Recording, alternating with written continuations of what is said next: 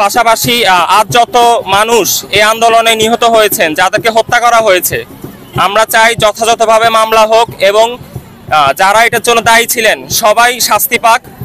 আর সেই বিচারের দাবিতেই আমরা আজকে এখানে দাঁড়িয়েছি আমাদের বাংলাদেশ রিটস সংগঠন থেকে।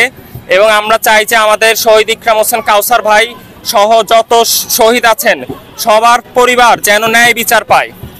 এই হত্যাকাণ্ডগুলোর সাথে যারা জড়িত, বিগত ফ্যাসিস্ট সরকারের নেতৃস্থানীয় পর্যায় থেকে মন্ত্রী এমপি থেকে যারাই জড়িত পুলিশ বাহিনীর, আমরা চাই সবার সুষ্ঠু বিচার হোক।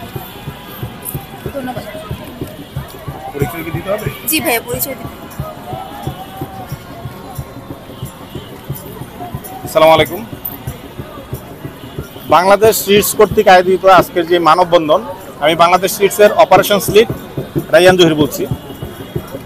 তো আপনারা সবাই অবগত আছেন এবং জানেন যে একটা ফ্যাসিস্ট সরকারকে বিদায়ের মধ্য দিয়ে নতুন বাংলাদেশ আমরা তৈরি করতে সক্ষম হয়েছি।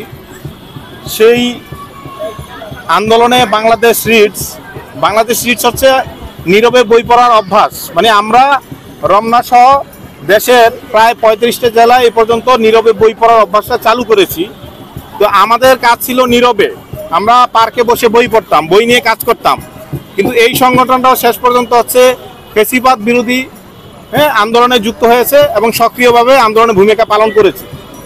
সেখানে আমাদের একজন সদস্য ইকরাম হোসেন কাউসার ভাই, তিনি শহীদ হয়েছেন এবং আমাদের বেশ কয়েকজন সদস্য আহত হয়েছেন। সেই জায়গা থেকে আমাদের আজকে কথা বলার যে বিষয়, এটা আপনারা সবাই জানেন। কথা একটাই, বাংলাদেশে এই নতুন বাংলাদেশ তৈরি করতে আমাদের যতগুলি সদস্য নিহত হয়েছে, সেটা বাংলাদেশ রিটসের যেমন আছে, অন্যান্য সংগঠন নাম জানা অজানা যত শহীদ হয়েছে তাদের সকলের হত্যার দ্রুত বিচার আমরা চাচ্ছি। মানে দ্রুত বলতে দ্রুত বিচার। সেটা হচ্ছে যে আমরা বাংলাদেশে দেখেছি যে বিচারহীনতার যেই সংস্কৃতি ছিল, বিচার না পাওয়ার যে অভ্যাস আমরা তৈরি করে ফেলেছি, সেই জায়গা থেকে বের হয়ে দ্রুত বিচার করার দাবি আমরা জানাচ্ছি। আর আরেকটা বিষয় হচ্ছে, বর্তমান সরকার থেকে যেভাবে বলা হচ্ছে আহতদের পুনর্বাসনের ব্যবস্থা করা হবে, তাদেরকে দেশের বাইরে প্রয়োজনে চিকিৎসা করা হবে, হ্যাঁ, সেই জায়গাগুলি কতটা এখনো পর্যন্ত আমরা পাচ্ছি, এই বিষয়টা নিয়ে আমাদের যথেষ্ট সন্দেহ আছে।